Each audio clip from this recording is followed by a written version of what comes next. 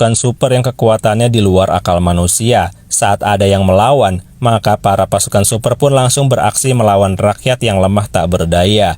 Pasukan super tersebut ada yang memiliki daya hancur yang dahsyat, ada juga yang memiliki kekuatan listrik hingga dapat mengendalikan benda-benda logam, hingga ada yang punya kekuatan suara yang dapat membuat pendengaran hancur.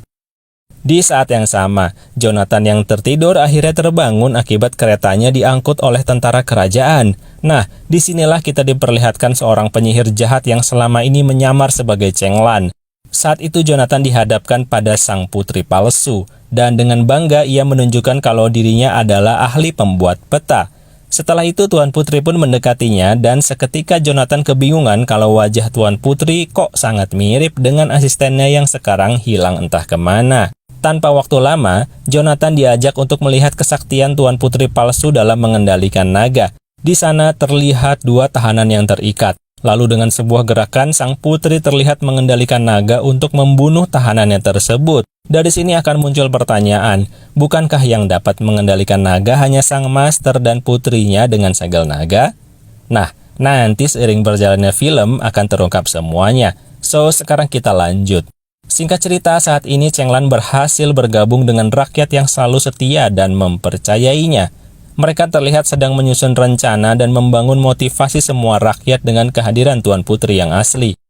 Hari pun berlalu hingga keesokan harinya sampailah Peter the Great dan seluruh awak kapal di kerajaan Cina dengan tujuan dagang. Saat itu ia berjalan ke sana kemari sambil menunjukkan segel naga secara random pada orang-orang. Hingga akhirnya ia menemukan Chenglan di sebuah markas rahasia. Peter pun menceritakan semua yang ia ketahui dan tanpa waktu lama langsung menyerahkan segel naga kembali ke pemilik aslinya. Setelah itu mereka membahas semua strategi yang mungkin dilakukan untuk menerobos ke dalam istana bersama bantuan dari Peter dan anak buah kapalnya. Mereka berencana menyelinap ke dalam istana melalui gua di dalam danau dan juga melalui jalur udara. Semua rakyat terlihat bersemangat bertarung bersama di sisi Tuan Putri yang selama ini mereka rindukan. So, rencana pun dimulai. Peter the Great datang ke istana untuk mengalihkan perhatian sang putri yang ternyata juga memperdayanya dengan ramuan tidur. Karena penyihir jahat tersebut mendapat info dari mata-matanya bahwa ada orang asing yang baru datang dan membawa segel naga. Di saat yang sama, para pasukan mulai menyelinap melalui bawah air hingga sampailah mereka ke sebuah gua di mana naga yang selama ini membunuh para tahanan bersarang. Ya, ternyata selama ini rakyat dibodohi habis-habisan. Naga tersebut bukanlah naga asli, melainkan hanya naga buatan yang diberi aliran listrik untuk membunuh para tahanan alias menyetrum mereka. Di saat yang sama, rupanya militer kerajaan telah menahan Jonathan untuk dieksekusi dan tahanan asing lainnya dengan setrum tegangan tinggi.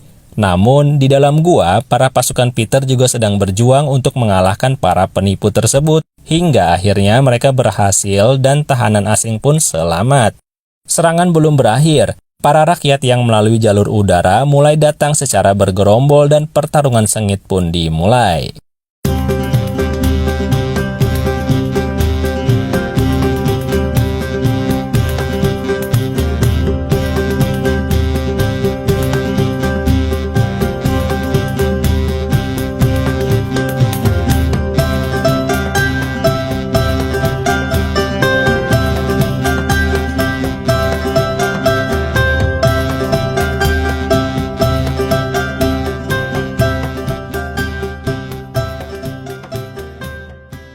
Hingga dengan kerjasama yang kompak antara para rakyat dan pasukan Peter, akhirnya mereka berhasil melumpuhkan militer kerajaan. Sementara itu, di kedalaman gua, rupanya Chenglan telah menemukan sang naga yang dirantai tak berdaya. Ia pun segera mengaktifkan segel tersebut dan memakai baju sisik naga yang menjadi bagian dari ritualnya.